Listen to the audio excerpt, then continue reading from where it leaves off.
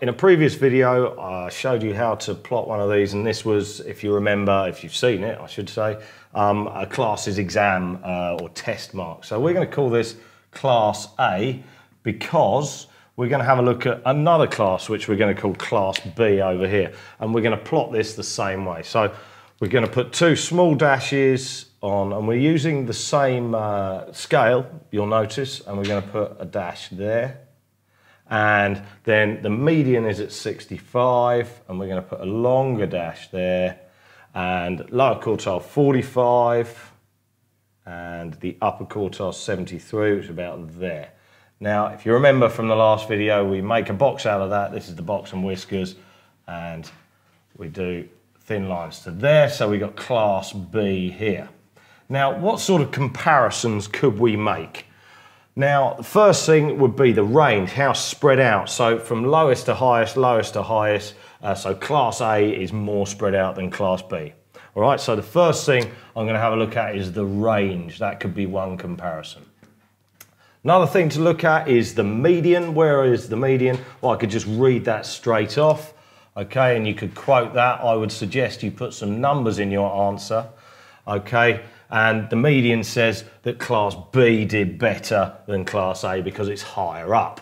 Okay, next thing I could have a look at would be the quartiles. So how spread out, how big is the box? So I'm going to look at the interquartile range, sometimes known as the IQR.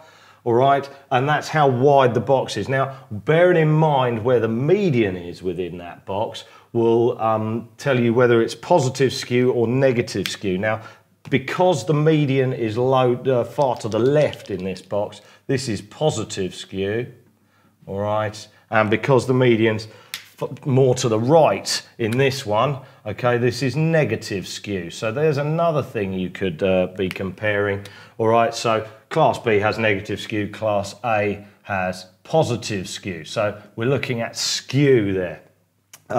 Next thing, we could say, well, the person who did worse in Class B actually did better than the person who did worse in Class A, but the person who did best in Class A did better than the person who did better in Class B. So another thing you could look at is highest and lowest marks. So you've got lots of options there of which to compare the two sets of data. All right, you'll probably be asked to put 2 or 3 of them down. You've got five or six options there. So there you go.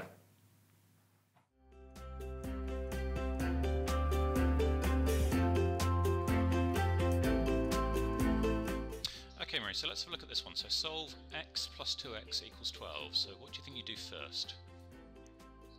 Okay, well, I want x on its own, so I would put x equals 12 minus 2x.